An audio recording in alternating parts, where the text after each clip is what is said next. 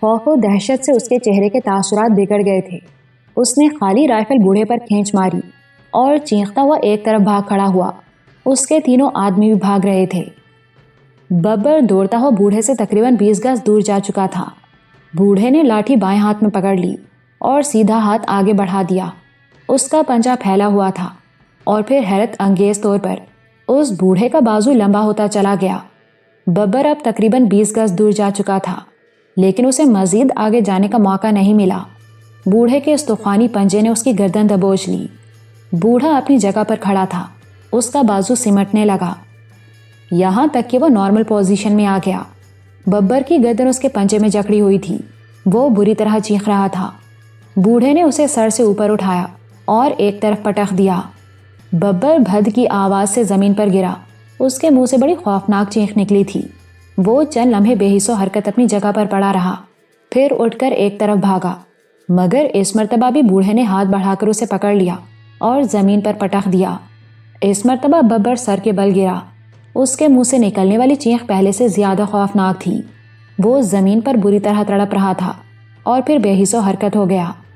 ببر کے باقی ساتھی دوڑتے ہوئے کھیتوں میں غائب ہو چکے تھے۔ ان میں سے کسی نے بھی مڑ کر ببر کا انجام دیکھنے کی کوشش نہیں کی تھی۔ بوڑھے نے مڑ کر نایاب کی طرف دیکھا۔ اس کے ہونٹوں پر بہت خفیف سی مسکراہٹ تھی۔ اس نے لاٹھی کو پھر دائیں ہاتھ میں پکڑ لیا اور مڑ کر کھیتوں کے درمیان پگڈنڈی پر چلنے لگا۔ اب وہ پہلے جیسا لگ رہا تھا، نحیف و نزار بوڑھا جو لاٹھی کے سہارے مشکل سے چل رہا تھا۔ اور پھر تقریباً 50 گز دور کیکر کے درخت کے قریب پہنچ کر وہ اچانک ہی غائب ہو گیا۔ چودھری فرمان اور اس کے آدمی حیرت سے یہ سب کچھ دیکھتے رہے تھے۔ ان کی آنکھوں میں وحشت سی تھی۔ چوہدرانی کی حالت تو بہت غیر ہو رہی تھی۔ ایک عجیب سا خوف تھا اس کی آنکھوں میں۔ اس نے رابعہ کو دونوں باہوں میں سمیٹ کر اپنے ساتھ لپٹا رکھا تھا۔ چودھری فرمان چھوٹے چھوٹے قدم اٹھاتا ہوا ببر کے قریب پہنچ گیا۔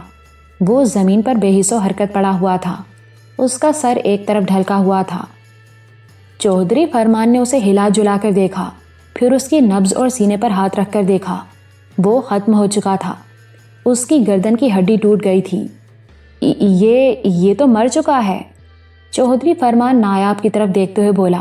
جب وہ ببر سے باتیں کر رہا تھا تو اس کی آواز میں کڑک تھی، لیکن اس وقت اس کے لہجے میں ہلکی سی تھر تھراہٹ تھی۔ اس کی گردن کی ہڈی ٹوٹ گئی ہے، اس کا انجام یہی ہونا تھا، نایاب نے جواب دیا۔ اگر یہ آپ کی بات مان لیتا تو شاید اس کی جان بچ جاتی۔ لیکن وہ کون تھا؟ وہ بوڑھا، چودھری فرمان نے کہا۔ وہ بابا، نایاب کے ہونٹوں پر مسکراہٹ آ گئی۔ میرا محافظ، اس نے کہا۔ چودھری انکل، بات دراصل یہ ہے کہ جب انسان کسی سچائی کے لیے لڑ رہا ہو تو اس کے بیسیوں دشمن تو ہوتے ہیں، لیکن ایک آدھ ایسی قوت بھی ہوتی ہے جو سچائی کی سر بلندی کے لیے اس کا ساتھ دیتی ہے۔ میں نہیں جانتی کہ یہ بابا کون ہے، اس کی شخصیت پراسرار ضرور ہے، لیکن میں جب بھی کسی مصیبت میں مبتلا ہوتی ہوں یہ بابا رحمت کا فرشتہ بن کر میری مدد کو پہنچ جاتا ہے۔ بہرحال آپ کو اس سلسلے میں پریشان ہونے کی ضرورت نہیں۔ ہم ببر کی موت کے ذمہ دار نہیں ہیں، ہم میں سے کسی نے تو اسے ہاتھ تک نہیں لگایا۔ اب چلیے، دیر ہو رہی ہے۔ اور چودھری انکل، مجھے افسوس ہے کہ ہماری وجہ سے آپ کو بھی پریشان ہونا پڑا۔ نہیں بیٹی، چودھری فرمان نے کہا، میں پراسرار بابا تو نہیں، لیکن ان لوگوں میں سے ضرور ہوں جو سچائی کا ساتھ دیتے ہیں اور دنیا کی کوئی طاقت انہیں خوفزدہ نہیں کر سکتی۔ وہ میں دیکھ چکی ہوں چودھری انکل، نایاب مسکرائی۔ آپ نے جس طرح ہمارا ساتھ دیا ہے، جس طرح ببر اور اس کے آدمیوں کی رائفلوں کے سامنے تن کر کھڑے ہو گئے تھے، اس سے ثابت ہو گیا ہے کہ آپ سچے اور کھرے آدمی ہیں۔ اب آپ یقین میں بیٹھیے، دیر ہو رہی ہے۔ لیکن یہ لاش، کیا یہ یہیں پڑی رہے گی؟ چودھری فرمان نے ببر کی لاش کی طرف اشارہ کیا۔ ہم گاؤں پہنچ کر بتا دیں گے، وہاں سے کوئی نہ کوئی نورپور جا کر تھانے اطلاع دے دے گا، نایاب نے کہا۔ وہ دونوں یکے پر بیٹھ گئے۔ چودھری فرمان نے گھوڑے کی لگام تھام لی۔ رابعہ پچھلی سیٹ پر آ گئی۔ چودھری فرمان گھوڑے کو ہانکنا ہی چاہتا تھا کہ سامنے سے 6-7 گھڑ سوار آتے ہوئے دکھائی دیے۔ کچھ اور لوگ آ رہے ہیں نایاب بیٹی، چودھری فرمان بولا۔ ان سے ڈرنے کی ضرورت نہیں، نایاب بولی۔ یہ ہمارے گاؤں کے آدمی ہیں اور شاید فائرنگ کی آواز سن کر اس طرف آ رہے ہیں۔ وہ گھڑ سوار جلد ہی ان کے قریب پہنچ گئے۔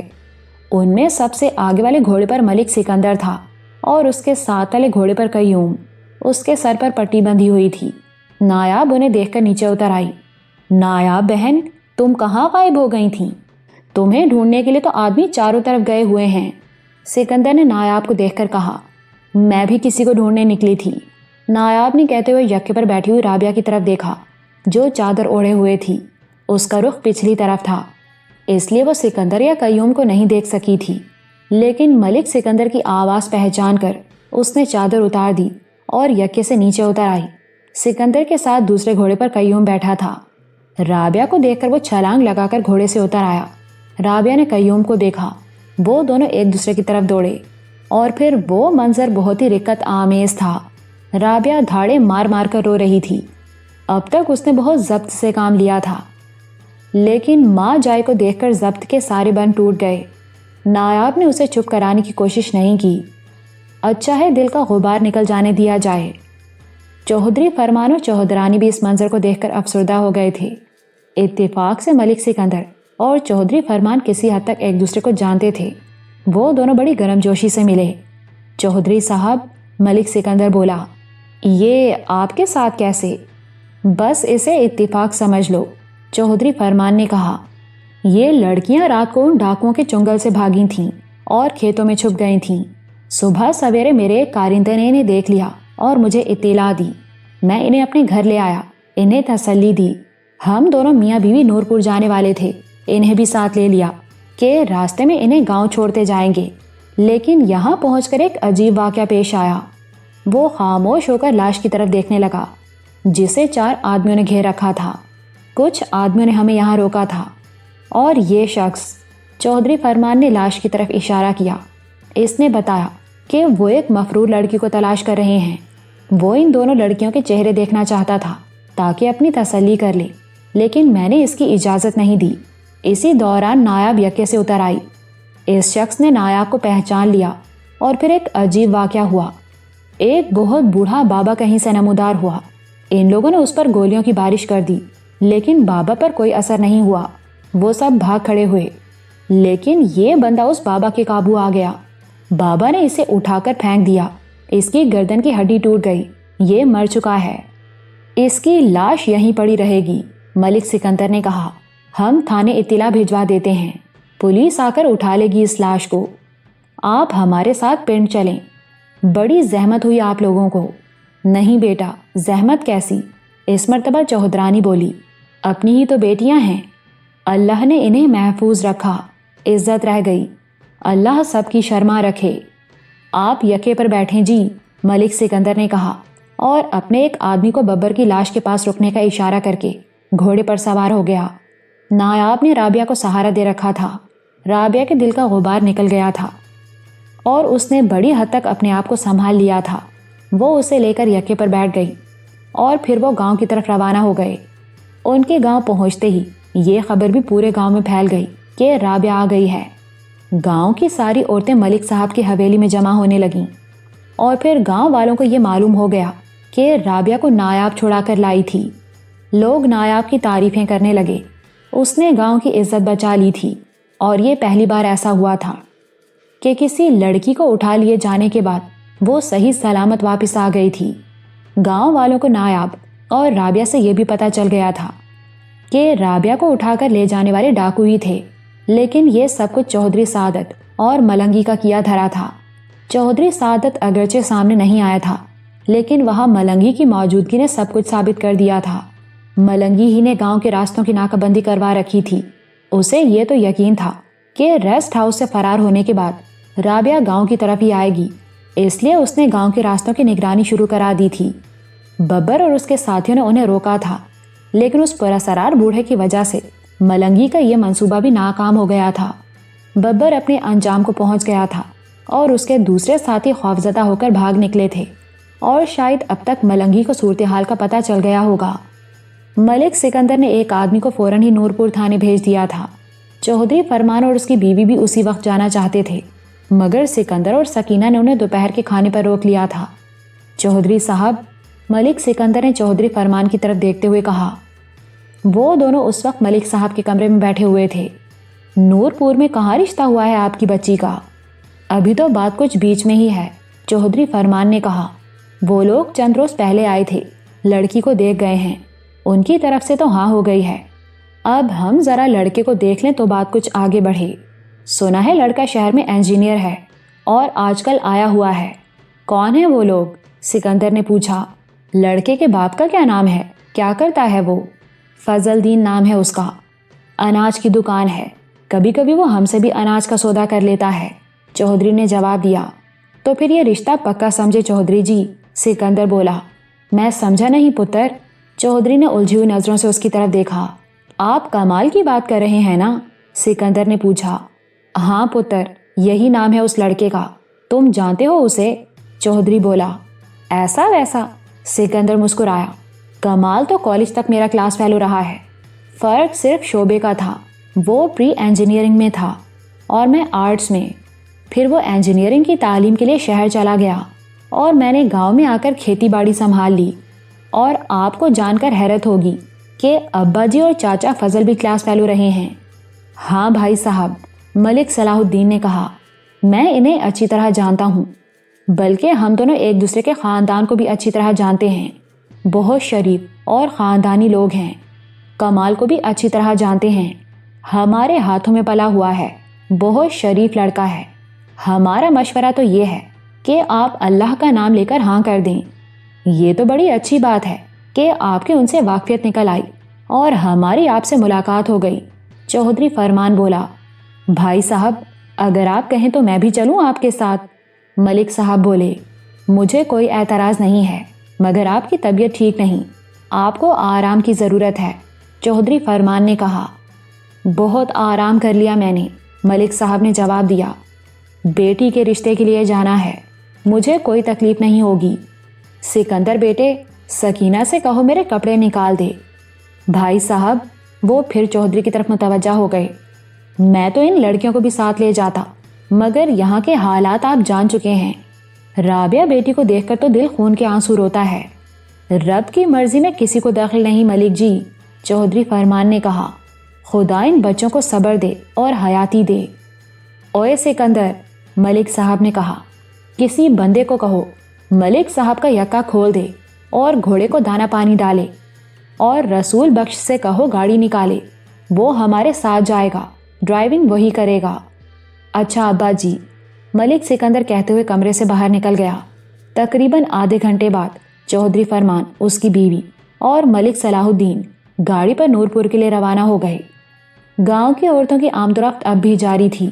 رابعہ کا کوئی گھر نہیں رہا تھا، ملک سکندر نے اسے اپنی حویلی میں ہی روک لیا تھا، جبکہ قیوم ماسٹر علی محمد کے گھر میں رہ رہا تھا۔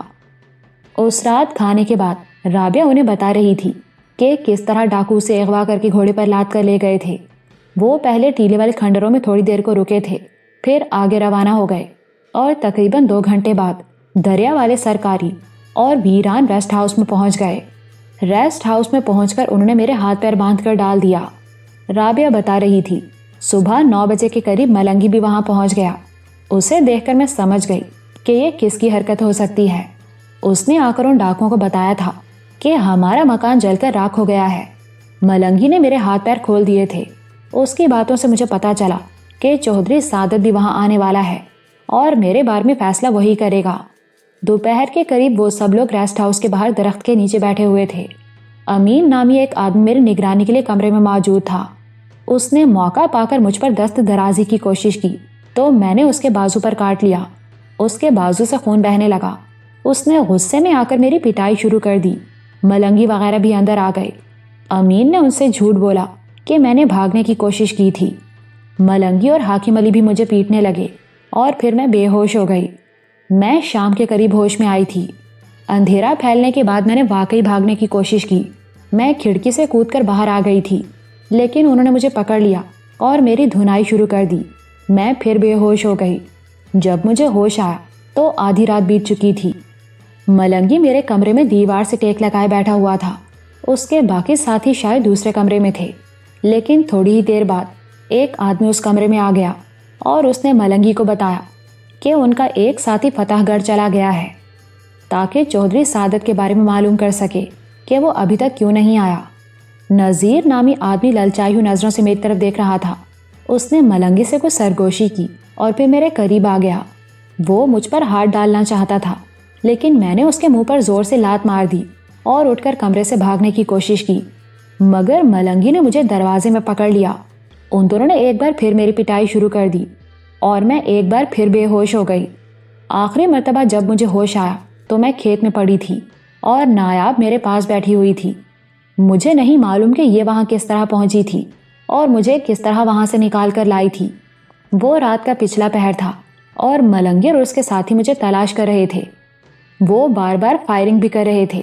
ہم کھیتوں میں چھپتے ہوئے وہاں سے دور نکل گئے اور پھر ایک خالی جھونپڑی میں چھپ گئے۔ دن چڑھے ہمیں ایک آدمی جھونپڑی سے نکال کر چودھری فرمان کے پاس لے آیا۔ وہ آدمی ہمارے لیے فرشتہ ثابت ہوا تھا۔ اس دنیا میں خدا کے نیک بندوں کی بھی کمی نہیں ہے۔ اس کے خاموش ہونے پر سکینہ نے کہا، رب کا شکر ادا کرو رابعہ بہن، تمہاری عزت بچ گئی۔ یہ لوگ تو واقعی درندے ہیں۔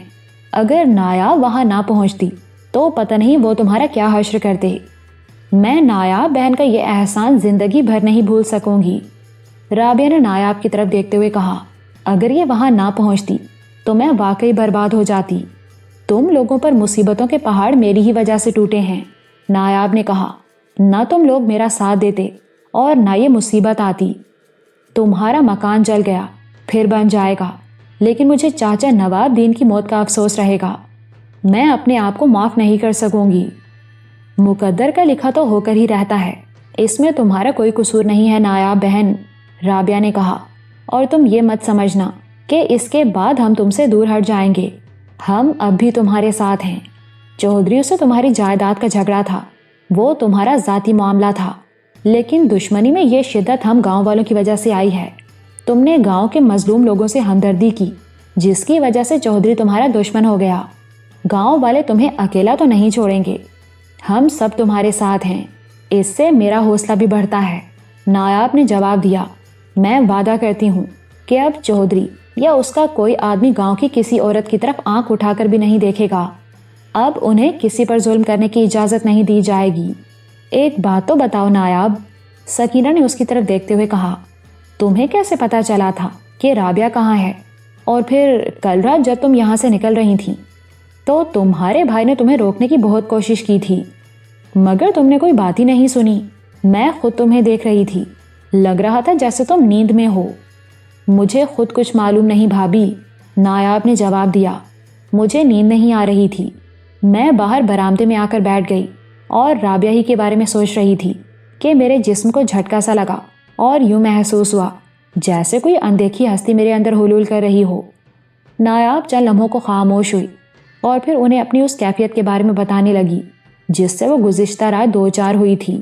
آخر میں وہ کہہ رہی تھی، مجھے ہوش تو اس وقت آیا تھا جب میں گھوڑی کو ایک درخت سے باندھ کر اس ویران عمارت کی طرف جا رہی تھی، اور پھر مجھے خود بھی حیرت ہے کہ میں نے رابعہ کو وہاں سے کیسے نکالا تھا۔ وہ لوگ دیر تک باتیں کرتے رہے اور پھر سونے کی تیاری کرنے لگے۔ نایاب کو اس رات بھی نیند نہیں آئی۔ وہ رات کا آخری پہر تھا۔ وہ کمرے سے نکل کر برآمدے میں آ کر بیٹھ گئی اور پھر اچانک ہی وہ ایک جھٹکے سے اٹھ کر حویلی سے باہر آ گئی۔ گلی میں بوڑھے چوکیدار کے قریب سے وہ اس طرح گزر گئی جیسے اسے دیکھا ہی نہ ہو۔ چوکیدار نے حیرت سے اس کی طرف دیکھا اور پھر تیزی سے ملک صاحب کی حویلی کی طرف چلنے لگا۔ نایاب کھیتوں میں پہنچ گئی۔ وہ غالباً اپنے ہوش میں نہیں تھی۔ لگتا تھا جیسے کوئی اندیکھی قوت اسے کشاں کشاں لیے جا رہی ہو۔ اس کا رخ پرانی حویلی کی طرف تھا۔ پھاٹک دھڑ دھڑائے جانے کی آواز سن کر سکندر کی آنکھ کھل گئی۔ وہ آنکھیں ملتا ہوا اٹھ کر بیٹھ گیا اور پھر سامنے والی دیوار پر لگے ہوئے کلاک کی طرف دیکھا۔ 3:35 ہوئے تھے۔ اسی دوران پھاٹک پھر دھڑ دھڑا گیا۔ سکینہ بھی جاگ گئی۔ کون ہے؟ دروازہ کون پیٹ رہا ہے؟ وہ بولی۔ اس کی آواز میں نیند کا خمار تھا۔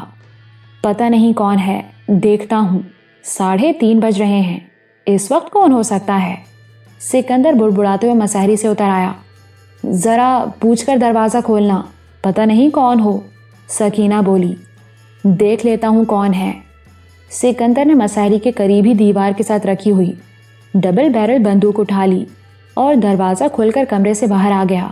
سکینہ بھی اس کے پیچھے ہی پیچھے آئی تھی، مگر وہ برآمدے ہی میں رک گئی۔ اس دوران پھاٹک ایک بار پھر دھڑ دھڑا گیا۔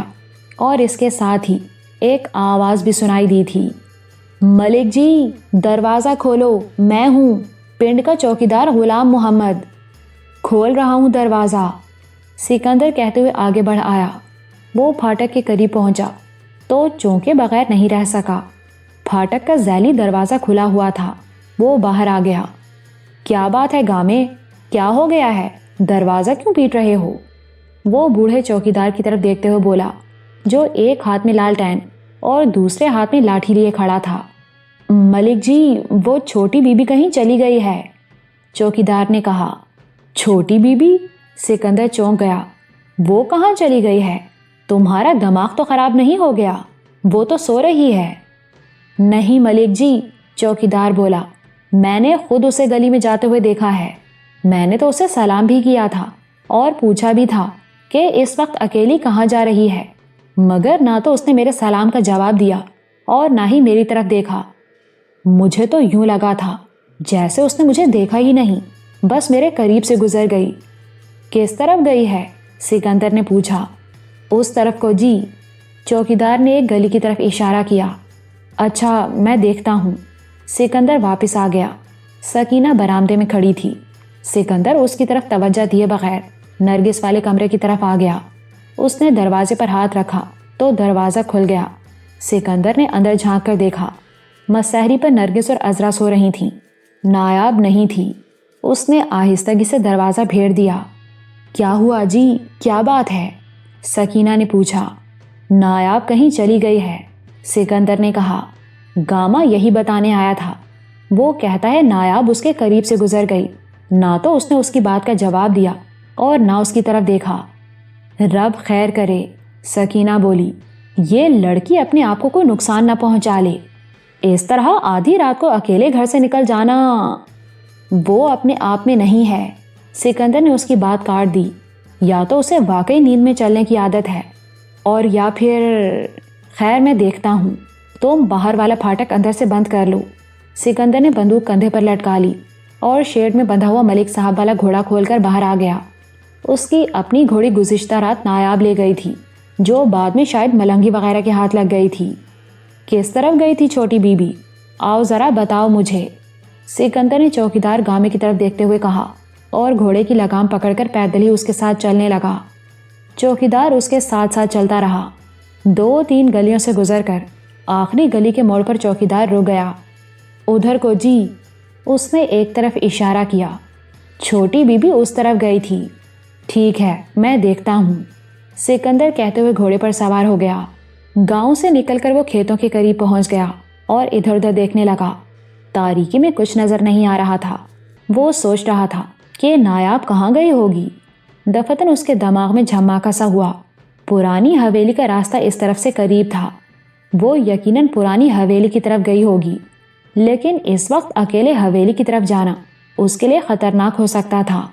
مگر دوسرے ہی لمحے سکندر نے خطرے والا خیال ذہن سے جھٹک دیا۔ نایاب آج کل پراسرار قسم کے حالات سے دو چار تھی۔ بعض ہوائی چیزیں بھی اسے حصار میں لیے ہوئے تھیں۔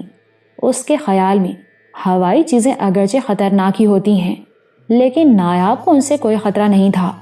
دوسروں کے لیے خطرناک ثابت ہونے والی یہ ہوائی چیزیں نایاب کی محافظ بن گئی تھیں۔ سکندر گزرے ہوئے ان پراسرار واقعات کے بارے میں سوچ رہا تھا جن کی وہ خود کوئی توجہ پیش نہیں کر سکتا تھا۔ پچھلے کچھ عرصے کے دوران حویلی میں جو کچھ ہوا تھا وہ سب کے لیے حیران کن تھا۔ نایاب حویلی میں آزادی سے گھومتی پھرتی تھی۔ وہ خود بھی اس کے ساتھ حویلی میں جا چکا تھا، مگر کچھ نہیں ہوا تھا۔ لیکن بگا اور کرامت حویلی میں داخل ہوئے تو دوسرے روز ان کی لاشیں ملیں۔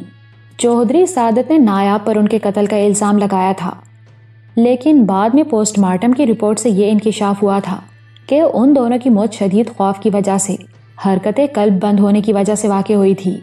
نایاب کا ہمدرد وہ پراسرار بوڑھا بھی سب کے لیے حیرت کا باعث بنا ہوا تھا۔ نایاب جب بھی کسی مصیبت میں مبتلا ہوتی، وہ بوڑھا حیرت انگیز طور پر نمودار ہوتا اور اپنا کام دکھا کر غائب ہو جاتا۔ گزشتہ رات کا واقعہ بھی سکندر کے لیے کچھ کم حیرت انگیز نہیں تھا۔ ڈاکوؤں اور رابعہ کی تلاش میں گاؤں کے دسیوں لوگ ادھر ادھر بھاگ رہے تھے۔ دور و قریب کی بستیوں سے بھی ان کے بارے میں پوچھ گچھ کی گئی تھی، لیکن اس کا کوئی سراغ نہیں ملا تھا۔ اور نایاب آدھی رات کے بعد حویلی سے نکلی اور گھوڑی پر سوار ہو کر سیدھی وہاں پہنچ گئی جہاں ڈاکو رابعہ کو لیے چھپے ہوئے تھے اور نایاب رابعہ کو ان کے شکنجے سے نکال لائی تھی۔ واپسی پر ببر اور اس کے ساتھیوں نے انہیں روکنے کی کوشش کی تھی، مگر پھر وہی پورا سرار بوڑھا سامنے آ گیا تھا اور ببر اپنی جان سے ہاتھ دھو بیٹھا تھا۔ چودھری فرمان بہت نیک اور شریف آدمی ثابت ہوا تھا۔ فضل دین کے بیٹے کے رشتے کے چکر میں ان سے کچھ اور بھی تعلق ہو گیا تھا۔ ملک صاحب خود ان کے ساتھ فضل دین کے گھر گئے تھے اور رشتہ طے کر کے آئے تھے۔ واپسی پر چونکہ شام ہو چکی تھی، اس لیے ملک صاحب نے چودھری فرمان اور ان کی بیوی کو روک لیا تھا اور اپنے ایک آدمی کے ہاتھ ان کے گاؤں اطلاع بھجوا دی تھی کہ وہ لوگ اب صبح واپس آئیں گے۔ سکندر یہ سب کچھ سوچتے ہوئے ادھر ادھر دیکھتا رہا، پھر گھوڑے کو کھیتوں کے درمیان پگڈنڈی پر ہانک دیا۔ وہ تقریباً 15 منٹ بعد حویلی والے ٹبے کے سامنے پہنچ گیا۔ تاریکی اور گہرے سناٹے نے ماحول کو خاصا پراسرار بنا دیا تھا۔ وہ تاریکی میں ادھر ادھر گھورتا رہا، پھر گھوڑے کو آگے بڑھاتا ہوا حویلی کے پھاٹک کے سامنے لے آیا۔ وہ گھوڑے کو پھاٹک کے اندر لے جانا چاہتا تھا، لیکن گھوڑا ایک دم رک گیا اور ہنہناتے ہوئے مچلنے لگا۔ سکندر گھوڑے کو قابو میں رکھنے کی کوشش کرتا رہا، لیکن گھوڑا بری طرح مچلتا رہا۔ وہ ہنہناتا ہوا پچھلے پیروں پر کھڑا ہو گیا۔ سکندر گھوڑے سے اتر گیا اور لگام سے پکڑ کر اسے سنبھالنے کی کوشش کرنے لگا، مگر اس مرتبہ بھی کامیاب نہیں ہو سکا۔ گھوڑا پیچھے ہٹ رہا تھا۔ سکندر گھوڑے کو پیچھے لے آیا۔ تقریباً 50 گز پیچھے آ کر گھوڑا ایک دم پرسکون ہو گیا۔ سکندر نے لگام درخت کی ایک شاخ سے باندھ دی اور کندھے پر لٹکی ہوئی بندوق اتار کر حویلی کے پھاٹک کی طرف چلنے لگا۔ پھاٹک کے سامنے وہ ایک لمحے کو ٹھٹکا تھا۔ اسے یوں لگا تھا جیسے کوئی اس کے راستے میں آ گیا ہو۔ اس نے چونک کر ادھر ادھر دیکھا، مگر کوئی نہیں تھا، اور پھر پھاٹک میں داخل ہوتے ہوئے بھی اسے کپڑوں کی سرسراہٹ سنائی دی تھی۔ اس نے ایک بار پھر ادھر ادھر دیکھا، کوئی نظر نہیں آ رہا تھا، لیکن اسے یہ احساس ہو رہا تھا جیسے اس کے آس پاس کوئی موجود ہے۔ سکندر کے دل کی دھڑکن تیز ہو گئی۔ ایک انجانا سا خوف اسے آگے بڑھنے سے روک رہا تھا، لیکن اس نے سر جھٹک دیا۔ خوف کس بات کا؟ وہ کسی بری نیت سے تو یہاں نہیں آیا تھا۔ وہ کسی کو نقصان تو نہیں پہنچانا چاہتا تھا۔ وہ نایاب کے ساتھ پہلے بھی یہاں آ چکا تھا۔ نایاب!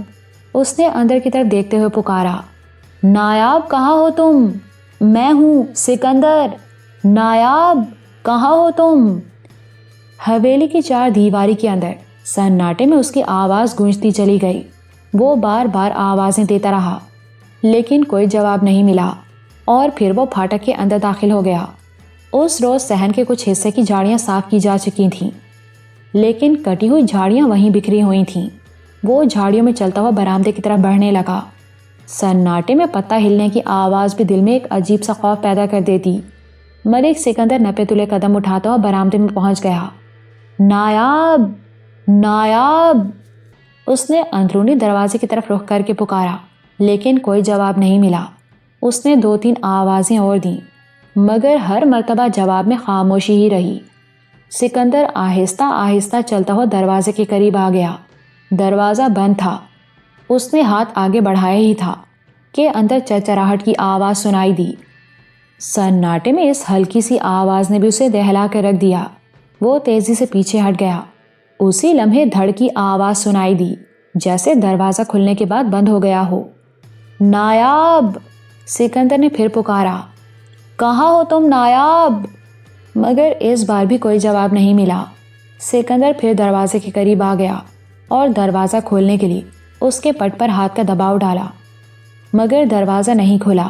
اس نے ٹارچ نکال لی اور اس کی روشنی میں دروازے کا جائزہ لینے لگا۔ اوپر والے کنڈے کی زنجیر لٹکی ہوئی تھی۔ اس نے دروازے کو ایک بار پھر دھکیلا، مگر دروازہ مضبوطی سے اپنی جگہ پر جمع رہا۔ نایاب! اس نے ایک بار پھر پکارا۔ اس مرتبہ اندر سے ایک نسوانی قہقہے کی ہلکی سی آواز سنائی دی۔ سکندر چونک گیا۔ وہ نایاب کی ہنسی کی آواز کئی مرتبہ سن چکا تھا۔ اس وقت اسے یہ آواز پہچاننے میں زیادہ دشواری پیش نہیں آئی۔ اسے سمجھنے میں دیر نہیں لگی کہ نایاب حویلی کے اندر موجود تھی، لیکن اس نے شاید سکندر کی آواز نہیں سنی تھی۔ سکندر نے ایک بار پھر نایاب کا نام لے کر پکارا اور ساتھ ہی دروازہ کھولنے کی کوشش کرنے لگا، مگر نہ تو پکار کا جواب ملا اور نہ ہی دروازہ کھلا۔ البتہ وقفے وقفے سے نسوانی قہقہوں کی مدھم سی آوازیں سنائی دیتی رہیں۔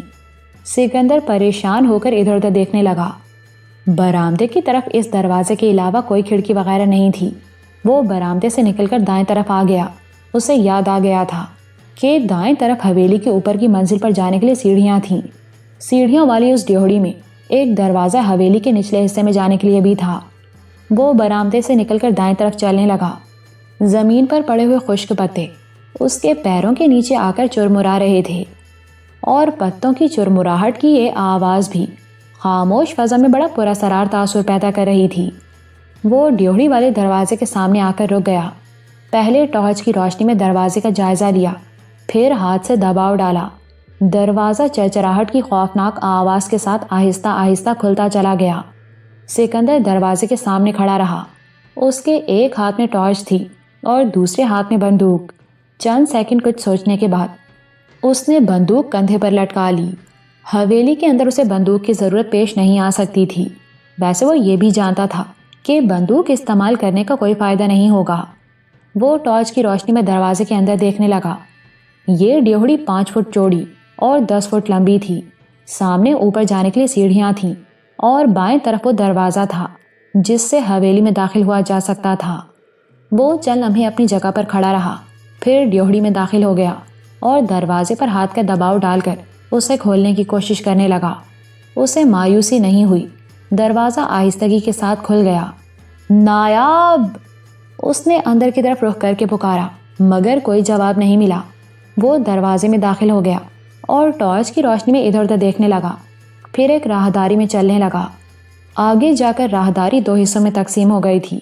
وہ اس جگہ رک گیا، چند لمحے ادھر ادھر دیکھتا رہا، پھر اونچی آواز میں بولا، نایاب! مجھے معلوم ہے تم حویلی کے اندر موجود ہو۔ آواز دو، کہاں ہو تم؟ نایاب! جواب میں اس مرتبہ بھی نسوانی کہکہے کی مدھم سی آواز سنائی دی۔ یہ آواز دائیں طرف سے آئی تھی۔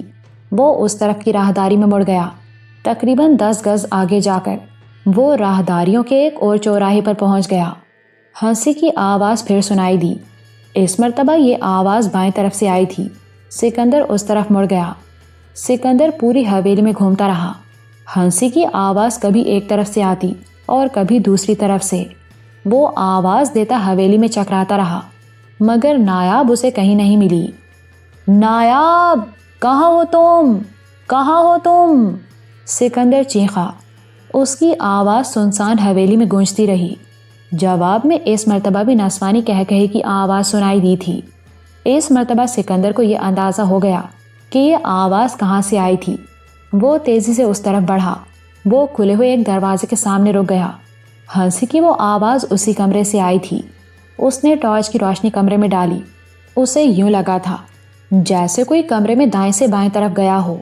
اس نے کسی عورت کے کپڑوں کی جھلک صاف طور پر دیکھی تھی۔ نایاب! کیا تم اس کمرے میں ہو؟ سکندر نے اونچی آواز میں کہا، مگر کوئی جواب نہیں ملا۔ سکندر نے قدم آگے بڑھا دیا۔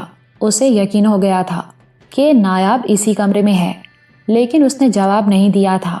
شاید جان بوجھ کر اسے تنگ کر رہی تھی۔ سکندر نے دہلیز کے اندر پہلا قدم رکھا ہی تھا کہ اسے یوں لگا جیسے کسی نے اسے آگے بڑھنے سے روک لیا ہو۔ اسے اپنے سینے پر کسی کے ہاتھ کا دباؤ بھی محسوس ہوا تھا۔ سکندر نے اسے اپنا واہمہ سمجھا اور آگے بڑھنے کی کوشش کی، مگر اس مرتبہ ہاتھ کے دباؤ سے اسے پیچھے دھکیل کر دروازے سے باہر نکال دیا گیا، اور اس کے ساتھ ہی دروازہ دھڑ سے بند ہو گیا۔ سکندر کی آنکھوں میں وحشت سی ابھر آئی۔ یہ اس کا وہم نہیں تھا۔ اسے کسی نادیدہ ہستی نے آہستہ سے پیچھے دھکیل دیا تھا اور دروازہ بند کر دیا تھا۔ ایک بات سکندر کی سمجھ میں آتی تھی، وہ نادیدہ ہستی جو کوئی بھی تھی اس کی دشمن نہیں تھی۔ اسے پیچھے دھکیلنے کا انداز دوستانہ تھا۔ اگر ناراضگی کا اظہار مقصود ہوتا تو اسے آہستگی سے پیچھے دھکیلنے کے بجائے اٹھا کر پٹخ دیا جاتا۔ اس کا مطلب تھا کہ وہ نادیدہ ہستی نہیں چاہتی تھی کہ وہ کمرے میں داخل ہو۔ نایاب! نایاب! دروازہ کھولو! مجھے معلوم ہے تم کمرے کے اندر موجود ہو۔ دروازہ کھولو نایاب! وہ نایاب کو پکارتے ہوئے زور زور سے دروازہ دھڑدھڑانے لگا، مگر نہ تو دروازہ کھلا اور نہ ہی نایاب کی طرف سے کوئی جواب ملا۔ سکندر ٹارچ کی روشنی میں راہداری میں ادھر ادھر دیکھنے لگا اور پھر سامنے والے کمرے میں داخل ہو گیا۔ وہ جانتا تھا کہ اس حویلی میں بیشتر کمرے ایسے تھے جنہیں ایک دوسرے سے ملانے کے لیے اندر بھی دروازے تھے۔ وہ یہی سوچ کر اس کمرے میں داخل ہوا تھا کہ شاید اس کمرے کے اندر بھی کوئی دروازہ ہو۔ اس کا خیال درست نکلا۔ دونوں کمروں کے درمیان ایک دروازہ موجود تھا اور یہ دروازہ کھلا ہوا تھا۔ سکندر دروازے کے قریب ایک لمحے کو رکا، پھر اس نے جھجکتے ہوئے ایک پیر دہلیز کی طرف بڑھا دیا۔ اسے اندیشہ تھا کہ کوئی نادیدہ قوت اسے یہاں بھی اندر داخل ہونے سے نہ روک دے، لیکن ایسا نہیں ہوا۔ اس نے دوسرا پیر بھی آگے بڑھا دیا، اسے نہیں روکا گیا۔ وہ 2 قدم آگے بڑھ گیا اور پھر رک کر ٹارچ کی روشنی میں کمرے کا جائزہ لینے لگا۔ کمرہ خالی تھا۔ ٹارچ کی روشنی فرش پر رینگتی ہوئی کمرے کے اس کونے کی طرف بڑھ رہی تھی جس طرف اس کے خیال میں اس نے نایاب کو جاتے ہوئے دیکھا تھا۔ روشنی گرد آلود فرش پر آہستہ آہستہ رینگ رہی تھی۔ کسی کپڑے کا ایک حصہ روشنی میں آیا اور پھر اچانک ہی ٹارچ بجھ گئی۔ سکندر ٹارچ کا بٹن آن آف کرنے لگا۔ اس نے ٹارچ کو ہلکے ہلکے 2-3 جھٹکے بھی دیے کہ شاید اس کے اندرونی میکینزم میں کوئی گڑبڑ ہو، لیکن کوشش کے باوجود ٹارچ روشن نہیں ہو سکی۔ اور پھر اچانک ہی اسے یوں لگا جیسے کوئی اس سے ٹکرایا ہو۔ دھکا اگرچہ ہلکا سا تھا مگر وہ لڑکھڑا کر رہ گیا، لیکن جلد ہی سنبھل گیا۔ کون ہے؟ کون ہے؟ وہ تیز لہجے میں بولا۔ اس کے لہجے میں ہلکا سا خوف بھی تھا۔ کمرے کے کونے سے ہنسی کی مدھم سی آواز سنائی دی اور کوئی اس کے قریب سے گزر گیا۔ سکندر نے ایک بار پھر ٹارچ روشن کرنے کی کوشش کی مگر کامیاب نہیں ہو سکا۔ اسی لمحے کمرے کا بیرونی دروازہ چرچراہٹ کی آواز کے ساتھ کھلا۔ صاف پتہ چلا تھا کہ کوئی کمرے سے باہر گیا ہے۔ سکندر تیزی سے اس طرف لپکا۔ اسے پھر محسوس ہوا جیسے کسی سے ٹکرا گیا ہو۔ وہ سنبھل کر دروازے سے باہر آ گیا۔ راہداری میں کسی کے قدموں کی آواز سنائی دے رہی تھی جیسے کوئی تیزی سے اس کی مخالف سمت میں جا رہا ہو۔ سکندر اس طرف دوڑا۔ قدموں کی وہ آواز اگلی راہداری میں دائیں طرف مڑ کر معدوم ہو چکی تھی۔ اس نے غیر ارادی طور پر ٹارچ کا رخ اس طرف کر دیا۔ انگوٹھے سے بٹن کو دبانا ہی چاہتا تھا کہ ٹارچ خود بخود روشن ہو گئی۔ ٹارچ کی روشنی راہداری کے فرش پر پڑ رہی تھی۔ اس نے ٹارچ کا رخ ذرا سا اوپر کیا اور ادھر ادھر دیکھنے لگا۔ راہداری سنسان تھی۔ وہ واپس مڑا اور تیز قدم اٹھاتا ہوا اس کمرے کے سامنے آ گیا جہاں سے وہ خود باہر نکلا تھا۔ دروازہ کھلا ہوا تھا۔ سکندر جھجکتا ہوا آگے بڑھا۔ اس مرتبہ اسے نہیں روکا گیا۔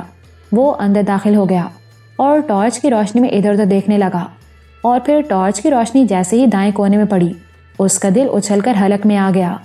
ٹارچ کی روشنی کے حلقے میں زنانہ کپڑے پڑے ہوئے تھے اور یہ کپڑے اس نے پہچان لیے تھے۔ نایاب نے شام کو یہی کپڑے پہنے ہوئے تھے۔ سکندر کے دماغ میں چیونٹیاں سی رینگنے لگیں۔ اس کا یہ خیال درست نکلا تھا کہ اس کمرے میں نایاب ہی تھی اور اندھیرے میں وہی اسے دھکا دے کر کمرے سے باہر نکل گئی تھی اور حویلی میں کسی اور جگہ غائب ہو گئی تھی۔ لیکن یہاں اس کے کپڑے، اس کا کیا مطلب تھا؟ کیا نایاب؟ نہیں، نایاب ایسی نہیں ہو سکتی۔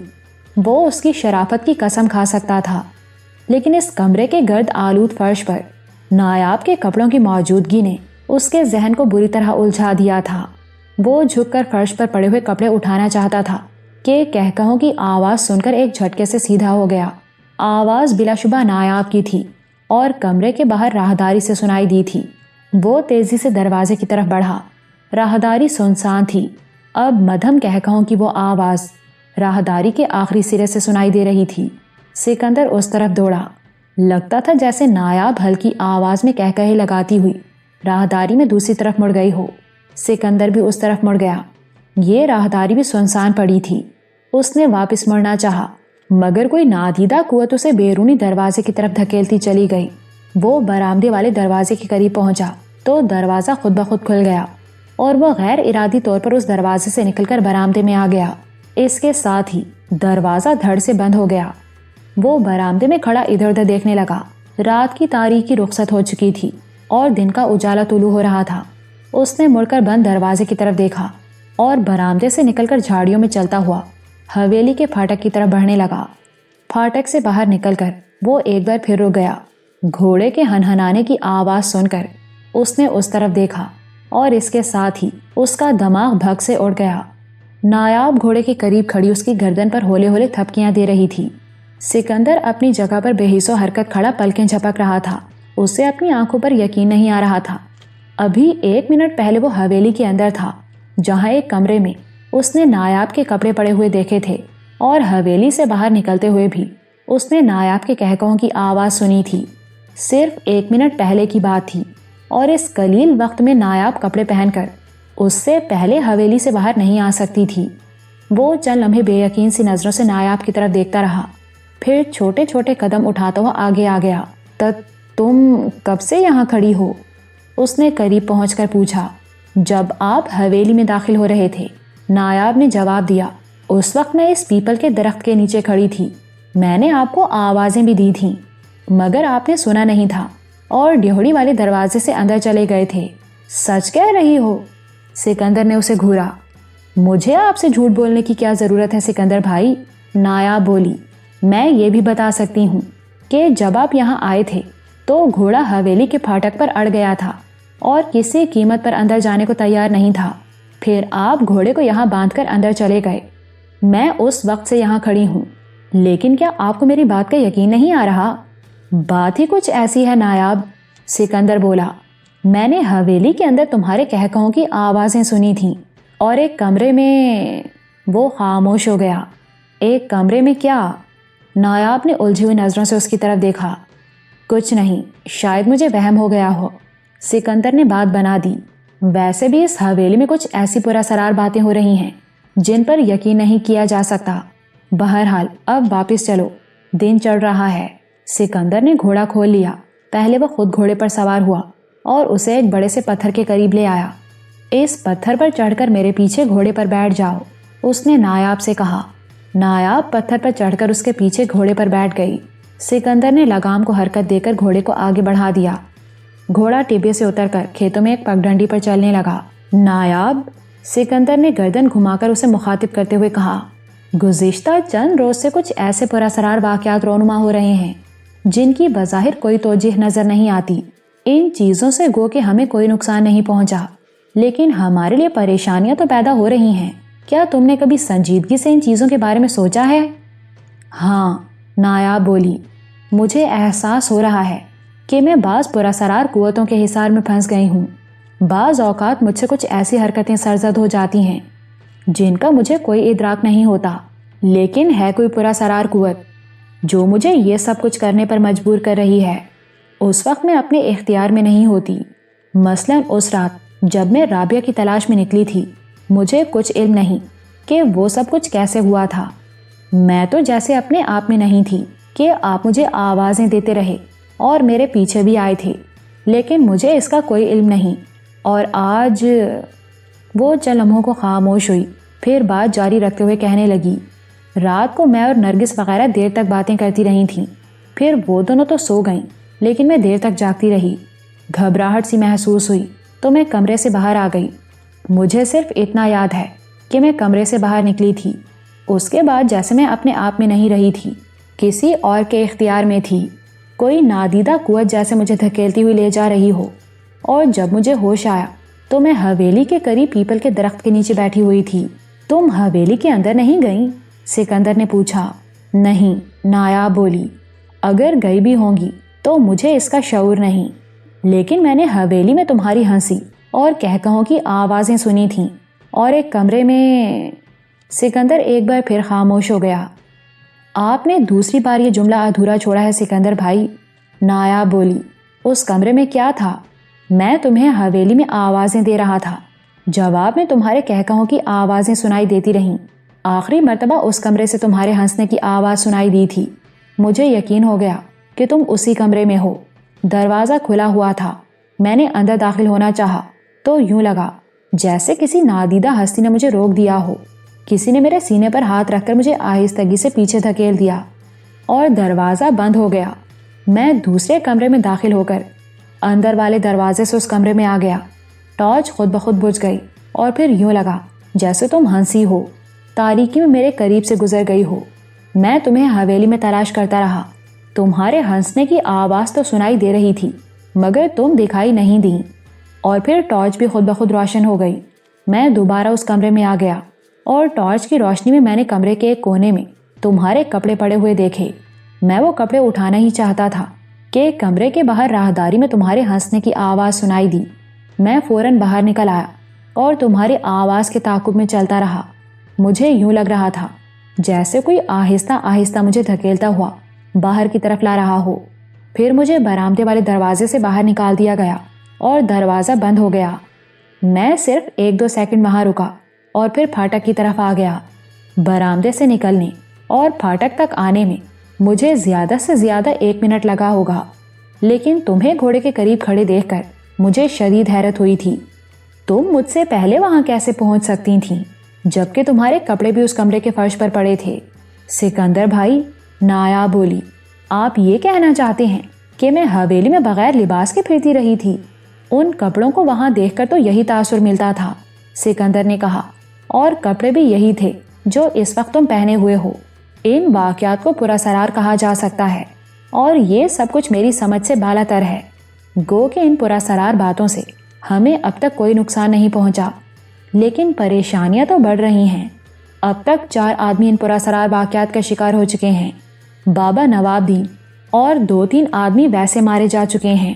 تم بھی چاروں طرف سے خطرات میں گھری ہوئی ہو، تمہیں یا ہمیں بھی کوئی نقصان پہنچ سکتا ہے۔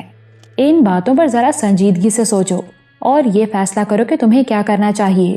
میری تو خود سمجھ میں کچھ نہیں آ رہا سکندر بھائی، نایاب نے کہا۔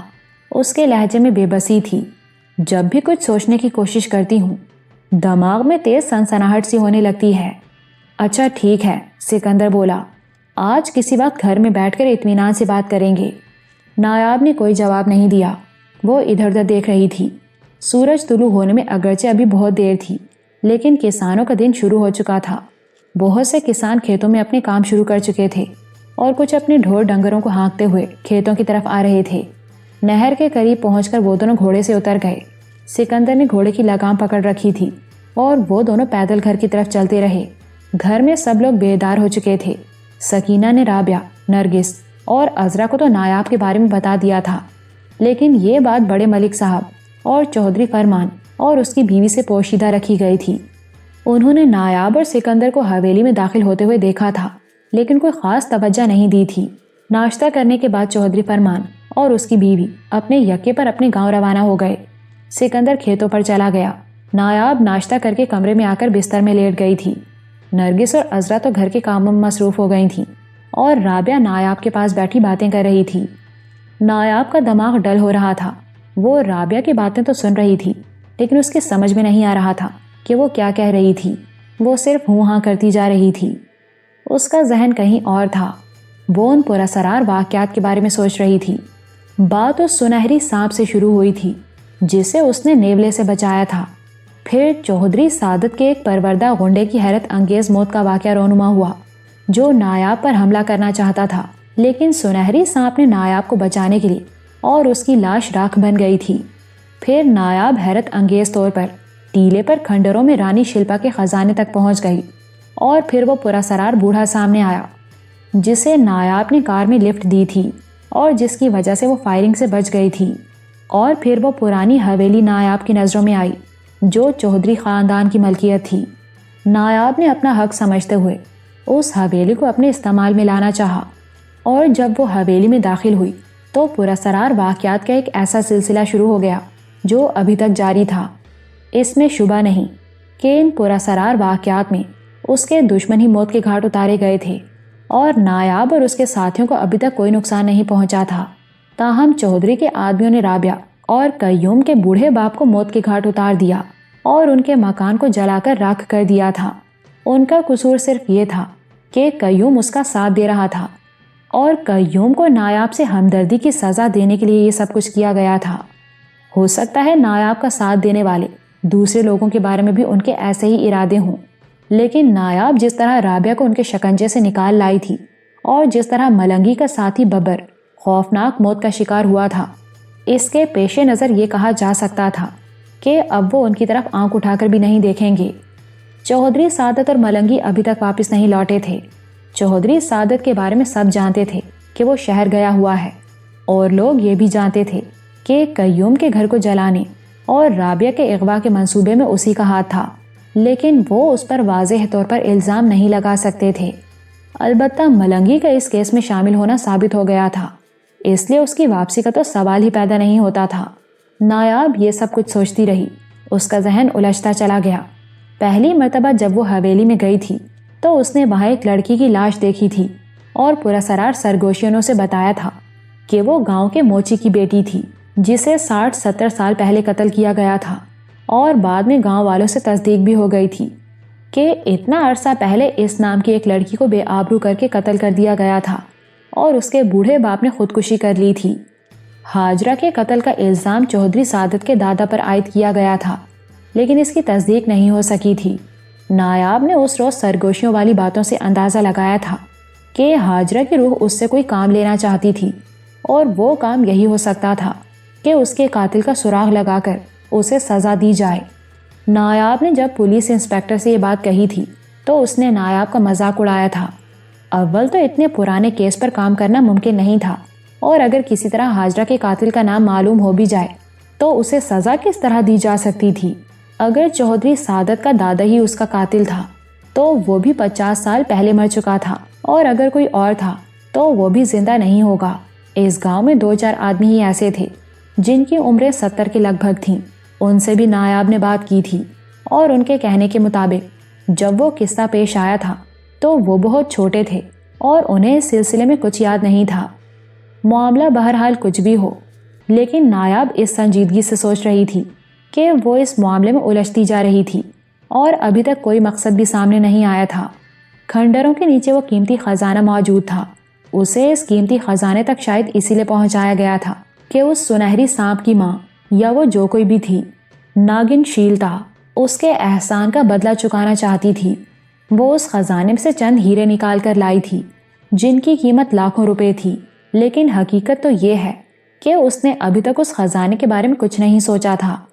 نایاب دیر تک یہ سب کچھ سوچتی رہی۔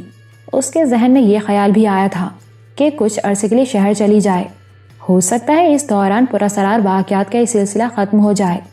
نایاب رات بھر جاگی تھی، اس کی پلکیں نیند کے بوجھ سے جھکی جا رہی تھیں، اور پھر کچھ ہی دیر بعد وہ نیند کی آغوش میں چلی گئی۔ نایاب کی آنکھ کھلی تو دوپہر کے 2 بج رہے تھے۔ اسے عذرا نے جھنجھوڑ کر جگایا تھا۔ اگر اسے جگایا نہ جاتا تو شاید وہ شام تک سوتی رہتی۔ کیا بات ہے بھائی، کیوں جگا دیا؟ وہ آنکھیں میچتی ہوئی عذرا کی طرف دیکھتے ہوئے بولی۔ اس کے لہجے میں نیند کا خمار تھا۔ کھانا تو کھا لو نایاب باجی، سب لوگ تمہارا انتظار کر رہے ہیں، کھانے کے بعد سو جانا، عذرا نے کہا۔ نایاب کے دماغ میں سنسناہٹ ہو رہی تھی۔ نیند کا خمار اب بھی باقی تھا۔ اگر عذرا اسے پکڑ کر مسحری سے نہ اٹھا دیتی تو شاید وہ دوبارہ سو جاتی۔ کمرے سے باہر آ کر وہ باتھ روم میں گھس گئی اور منہ پر ٹھنڈے پانی کے چھینٹے مارنے لگی۔ تھوڑی دیر بعد وہ گھر کے دوسرے افراد کے ساتھ کھانے کی میز پر بیٹھی ہوئی تھی۔ ملک صاحب کئی روز بعد آج گھر کے سب افراد کے ساتھ کھانا کھانے بیٹھے تھے۔ سکندر کا کھانا پہلے ہی ڈیرے پر بھجوایا جا چکا تھا۔ کھانے کے دوران زیادہ تر چودھری فرمان اور اس کی بیوی کے بارے میں باتیں ہوتی رہیں۔ ملک صاحب چودھری فرمان سے مل کر بہت خوش ہوئے تھے۔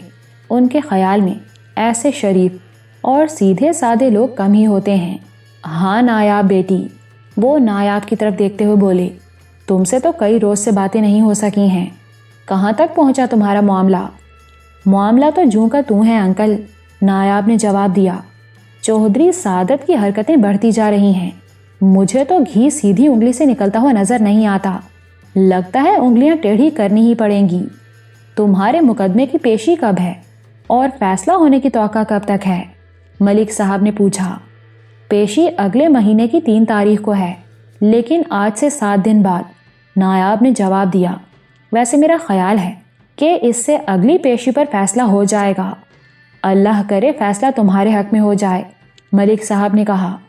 فیصلہ انشاءاللہ میرے ہی حق میں ہوگا، نایاب نے کہا، لیکن اس مقدمے کے علاوہ چودھری سعادت جو کچھ کر رہا ہے اس پر مجھے تشویش ہے۔ اس کی حرکتوں سے مجھے تو کوئی نقصان نہیں پہنچ رہا، لیکن گاؤں کے لوگوں کے ساتھ جو زیادتیاں ہو رہی ہیں ان کا مجھے افسوس ہے۔ مگر آپ یقین کیجیے انکل، اس گھٹیا انسان کو اپنی حرکتوں کا خمیازہ بھگتنا پڑے گا۔ اس نے رابعہ کے گھر کو جس طرح برباد کیا ہے اسے میں کبھی نہیں بھول سکتی۔ سعادت کو اپنے کرتوتوں کا حساب دینا پڑے گا، اور وہ حساب عدالت میں نہیں یہاں ہوگا۔ ان لوگوں کے ساتھ جو کچھ بھی ہوا ہے اس کا مجھے بھی افسوس ہے، سب کو ہی افسوس ہے، لیکن بیٹا یہ معاملہ پولیس کے ہاتھ میں ہے، پولیس تحقیقات کر رہی ہے، اور میرا خیال ہے کہ مجھے یا تمہیں اس معاملے میں ضرورت سے زیادہ مداخلت کی ضرورت نہیں، اس طرح معاملہ مزید الجھ جائے گا۔ انکل، نایاب نے ان کی طرف دیکھتے ہوئے کہا، پولیس جو کچھ کر رہی ہے وہ بھی ہم سب جانتے ہیں۔ آج اگر ہم خاموش ہو کر بیٹھ جائیں تو پولیس 2 دن میں ہی اس معاملے کو بھول جائے گی۔ پولیس کو اگر کچھ کرنا ہوتا تو اب تک کر چکی ہوتی، لیکن آپ دیکھ رہے ہیں کہ پولیس بھی واضح طور پر جانبداری سے کام لے رہی ہے، اس لیے اس معاملے میں میری مداخلت ضروری ہے۔ میں مجرموں کو کیفر کردار تک پہنچانا چاہتی ہوں، اور پھر میں اکیلی نہیں، گاؤں والے میرے ساتھ ہیں۔ میں تو یہ دیکھ رہا ہوں کہ معاملہ سنبھلنے کی بجائے چودھری فیملی سے تمہاری دشمنی زیادہ گھمبیر ہوتی جا رہی ہے۔ ملک صاحب نے کہا، میں تو چاہتا ہوں کہ یہ معاملات کسی طرح حل ہو جائیں۔ میں تو معاملہ سلجھانے کو تیار ہوں، مگر چودھری خاندان والے ایسا نہیں چاہتے۔ وہ ہیلوں بہانوں سے اس جھگڑے کو زیادہ طول دینا چاہتے ہیں تاکہ جائیداد تقسیم ہونے کا معاملہ ٹلتا رہے۔ لیکن اب میں نے بھی طے کر لیا ہے کہ یہ قصہ آگے نہیں بڑھنے دوں گی۔ اگر تم کہو تو میں چودھری امانت علی سے مل کر ایک اور کوشش کر لوں؟ ملک صاحب نے کہا، مجھے تو کوئی اعتراض نہیں۔ نایاب نے مسکراتے ہوئے جواب دیا، لیکن اس کا فائدہ کوئی نہیں ہوگا۔ صورتحال اس قدر بگڑ چکی ہے کہ انہیں سمجھانے کی ہر کوشش بیکار ثابت ہوگی۔ بہرحال آپ ایک کوشش کر دیکھیے تاکہ کل کو آپ یہ نہ کہہ سکیں کہ میں نے آپ کی بات نہیں مانی۔ جیتی رہو بیٹی، ملک صاحب نے کہا، میں اپنی پوری کوشش کروں گا کہ یہ معاملہ خوش اسلوبی سے طے ہو جائے۔ میں سوچ رہی ہوں کہ کل شہر چلی جاؤں، نایاب نے کہا۔ ڈیڈی کو بھی دیکھ آؤں گی، اور کوٹھی کی آتش زدگی والا معاملہ بھی ابھی کھٹائی میں پڑا ہوا ہے۔ میں نے نثار نامی ایک آدمی کو کوٹھی کی دیکھ بھال کے لیے وہاں رکھا ہوا تھا، اس کا بھی کچھ پتہ نہیں چل رہا ہے۔ شہر جا کر ہی صورتحال کا اندازہ ہوگا۔ میرا خیال ہے تمہیں تو بہت پہلے شہر چلے جانا چاہیے تھا، ملک صاحب نے کہا۔ سوچا تو میں نے بھی یہی تھا، نایاب بولی، لیکن یہاں پیدا ہونے والی گڑبڑ کی وجہ سے ایسا نہ کر سکی۔ بہرحال دیر آئے درست آئے۔ کھانے کے بعد ملک صاحب دیر تک وہاں بیٹھے باتیں کرتے رہے اور پھر اٹھ کر اپنے کمرے میں چلے گئے۔ نرگس وغیرہ بھی برتن وغیرہ سمیٹنے لگ گئی تھیں، البتہ رابعہ وہاں بیٹھی رہی تھی۔ کیا تم واقعی شہر چلی جاؤ گی نایاب؟ رابعہ نے پوچھا۔ ہاں، چند روز کے لیے، نایاب نے جواب دیا۔ اگر چاہو تو تم بھی میرے ساتھ چلی چلو، آؤٹنگ ہو جائے گی، دھیان بڑھ جائے گا۔ ٹھیک ہے، میں ضرور چلوں گی، رابعہ بولی۔ اگر تم نہ کہتی تو میں خود تم سے کہنے والی تھی کہ مجھے بھی اپنے ساتھ لے چلو۔ تو ٹھیک ہے، ہم کل صبح ہی یہاں سے روانہ ہو جائیں گے، نایاب نے کہا۔ وہ ابھی باتیں کر رہی تھیں کہ گھر کا کام کاج کرنے والی عورت نے آ کر بتایا کہ نور پور تھانے کا ایک سنتری رابعہ سے ملنے آیا ہے، اسے بیٹھک میں بٹھاؤ، میں رابعہ کو لے کر آ رہی ہوں، نایاب نے کہا۔ کیا بات ہے، یہ سنتری رابعہ سے کیوں ملنے آیا ہے؟ سکینہ نے نایاب کی طرف دیکھتے ہوئے کہا۔ اس کی آنکھوں میں تشویش نمایاں تھی۔ کوئی پریشانی کی بات نہیں ہے بھابی، نایاب نے کہا۔ رابعہ ان دنوں جس صورتحال سے دوچار ہے اس کا آپ کو علم ہے، ہو سکتا ہے پولیس اسی سلسلے میں کچھ پوچھنا چاہتی ہو۔ تقریباً 10 منٹ بعد نایاب رابعہ کو لے کر بیٹھک میں آ گئی۔ ایک کرسی پر بیٹھا ہوا ہیڈ کانسٹیبل انہیں دیکھ کر اٹھ گیا۔ بیٹھو حوالدار جی، نایاب نے سلام کا جواب دیتے ہوئے کہا۔ کیا بات ہے، رابعہ سے کیوں ملنا چاہتے ہو؟ بیگم صاحبہ، ہیڈ کانسٹیبل دوبارہ کرسی پر بیٹھتے ہوئے بولا، دھن والی سے آج صبح پولیس نے ایک آدمی کو پکڑا ہے۔ اس کا حلیہ اگرچہ ملنگی کے بتائے گئے حلیے سے ملتا جلتا ہے، لیکن وہ اپنا نام کچھ اور بتاتا ہے۔ رابعہ بی بی کے ساتھ جو واقعہ پیش آیا تھا اس کے خلاف رپورٹ میں ملنگی کا نام درج ہے، اس لیے تھانے دار صاحب نے رابعہ بی بی کو بلایا ہے تاکہ اس کی شناخت ہو سکے۔ ٹھیک ہے، میں رابعہ کو ساتھ لے کر آتی ہوں، نایاب بولی۔ تم کیسے آئے ہو، ٹانگے پر یا سائیکل پر؟ میں سب انسپیکٹر کی موٹر سائیکل لے کر آیا ہوں جی، حوالدار نے جواب دیا۔ ٹھیک ہے، تم چلو، ہم بھی آ رہے ہیں۔ نایاب نے ہیڈ کانسٹیبل کو گھر کے دروازے سے رخصت کر دیا اور دروازہ بند کر کے رابعہ کے ساتھ اندر آ گئی۔ ان دونوں کو کپڑے بدلنے میں 10-15 منٹ لگے تھے۔ نایاب نے ملک صاحب کو بھی رابعہ کے لیے پولیس کے بلاوے کے بارے میں بتا دیا۔ میں چلوں تمہارے ساتھ بیٹی؟ ملک صاحب بولے۔ نہیں انکل، آپ کے جانے کی ضرورت نہیں، پولیس سے بات کرنے کے لیے میں کافی ہوں، نایاب نے مسکراتے ہوئے جواب دیا۔ اس نے نرگس سے گاڑی کی چابی لے لی۔ تقریباً 10 منٹ بعد ان کی گاڑی گاؤں سے باہر جانے والی سڑک پر دوڑ رہی تھی۔ نور پور تھانے پہنچنے میں انہیں آدھے گھنٹے سے زیادہ نہیں لگا۔ گاڑی تھانے کے سامنے روک کر وہ دونوں نیچے اتر آئیں اور جیسے ہی وہ تھانے کے گیٹ میں داخل ہوئیں دائیں طرف ٹہلی کے درخت کے نیچے بندھی ہوئی سفید گھوڑی دیکھ کر نایاب چونک گئی۔ اس نے سکندر کی گھوڑی پہچاننے میں کوئی غلطی نہیں کی تھی۔ گھوڑی نے بھی اس کی طرف دیکھا اور اگلا پیر زمین پر مارنے لگی۔ نایاب تیز تیز قدم اٹھاتے ہوئے گھوڑی کے پاس پہنچ گئی اور اس کی گردن تھپتھپانے لگی۔ گیٹ پر کھڑا ہوا سنتری اسی کی طرف دیکھ رہا تھا۔ نایاب رابعہ کو لے کر اندر آ گئی۔ انسپکٹر اپنے کمرے میں موجود تھا۔ ان دونوں کو دیکھ کر وہ کرسی سے اٹھ گیا۔ بیٹھیے بی بی، انسپکٹر نے کرسیوں کی طرف اشارہ کرتے ہوئے کہا، پھر نایاب کی طرف دیکھتے ہوئے بولا، آپ کہتی ہیں کہ ہم جرائم پیشہ لوگوں کے خلاف کوئی کارروائی نہیں کرتے۔ اس واردات کو آج تیسرا ہی دن ہے اور دیکھیے ہم نے ایک آدمی کو پکڑ لیا ہے۔ رابعہ بی بی اسے شناخت کر لیں تو ہم بہت جلد اس کے دوسرے ساتھیوں کو بھی پکڑ لیں گے۔ کوئی رزلٹ نکلنا چاہیے انسپکٹر صاحب، نایاب نے مسکراتے ہوئے کہا۔ اسے یہاں بلائیے، دیکھیں وہ کون ہے۔ انسپکٹر نے ہیڈ کانسٹیبل کو اشارہ کیا۔